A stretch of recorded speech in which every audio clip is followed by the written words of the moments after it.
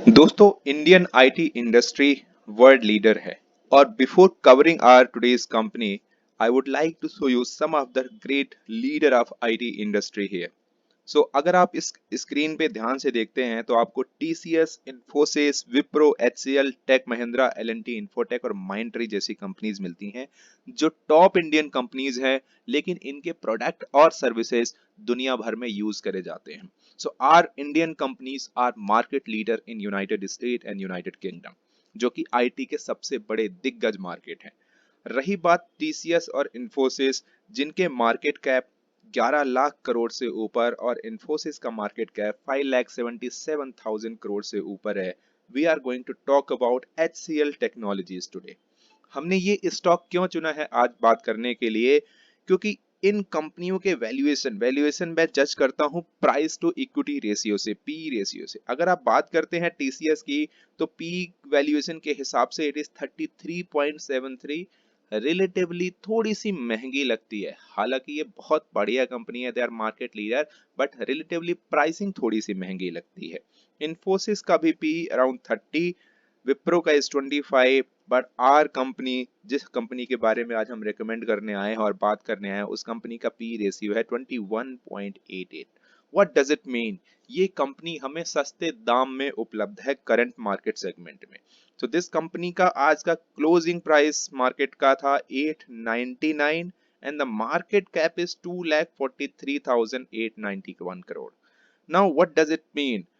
इस कंपनी के पास ग्रो करने के लिए there is a universe, pricing को सपोर्ट करने के लिए there is a low PE ratio जो उसकी प्राइस को ऊपर की तरफ ड्राइव करेगा। ये वैल्यूएशन को अगर कैच करने की कोशिश करता है मार्केट टीसीएस और इन्फोसिस का वैल्यूएशन, तो this company is gonna give you a very healthy and nice profit.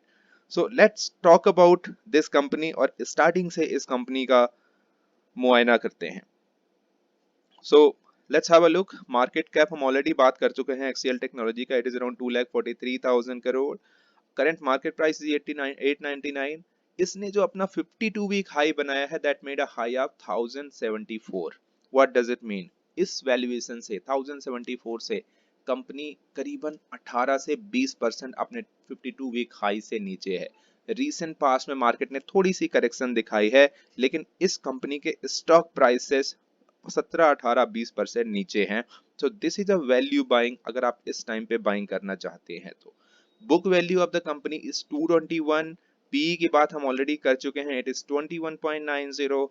Date to equity की बात अगर हम करें तो इट इज 0.11। सो 0.11 का मतलब है कि इस कंपनी के जो ऊपर डेट है, कर्जा है, वो बहुत ही कम है। At any point of time whenever company wants they can pay their debt, क्योंकि सिर्फ 500 557 करोड़ का इनके ऊपर डेट है and their reserve is more than 59,000 crore.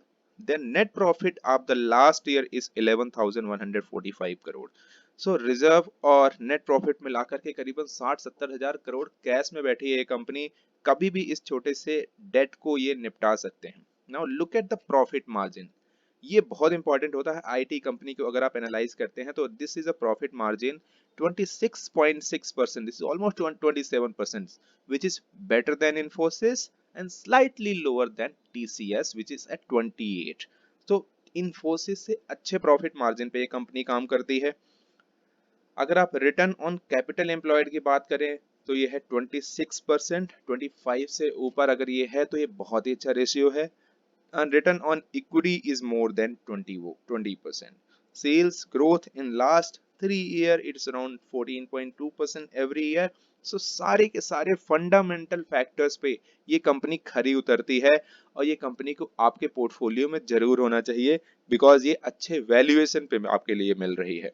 Now look at the chart of the company. Long term chart आपको दिखाने की कोशिश करते हैं कि इस कंपनी ने over the longer period of time आपको कैसे रिटर्न कमा के दिए हैं।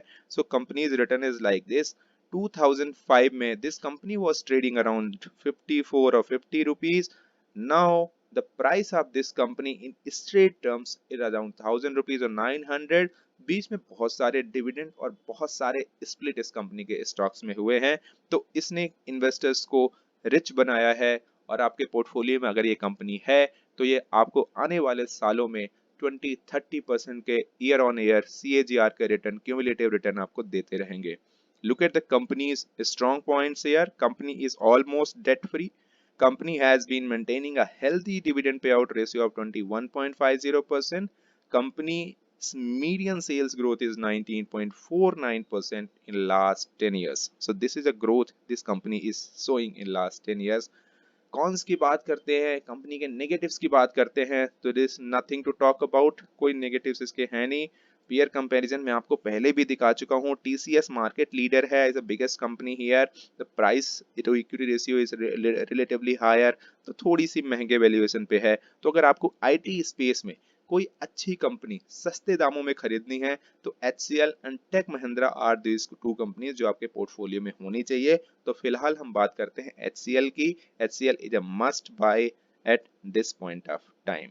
अभी एक रीसेंट न्यूज बताता हूं, इस कंपनी ने अपने मेजॉरिटी ऑफ एम्प्लॉयज को, की एम्प्लॉयज यानी मेजॉरिटी ऑफ एम्प्लॉयज को उनके एनुअल सैलरी का 30% वेरिएबल पे करा है as a special bonus, because उन कंपनीज के, उन एम्प्लॉयज के बनाए हुए प्रोडक्ट और प्रोसेसेस एंड सर्विसेज के कारण इस कंपनी को प्रॉफिट हुआ है। तो this is a really employ friendly company and let me tell you, human resource, human capital is the most important asset in IT category. अगर आप IT या सॉफ्टवेयर को जानते हैं तो सॉफ्टवेयर इंजीनियर की वैल्यू कितनी है, वही उनके रॉ मटेरियल, वही उनके प्रोडक्ट और वही उनके सर्विसेज होते हैं। तो ये कंपनी अपने ह्यूमन कैपिटल्स को वैल्यू करती है, अपने इन्वेस्टर्स को वैल्यू करती है, इनका dividend pay out ratio is more than 20%। So company हर मायने में खरी उतरती है और कॉर्पोरेट गवर्नेंस के मामले में भी इस कंपनी को 10 आउट ऑफ 10 मार्क्स हैं। तो this company is a must have company in your portfolio. Please buy it, this is available at cheap price. Please keep watching my channel and please subscribe it.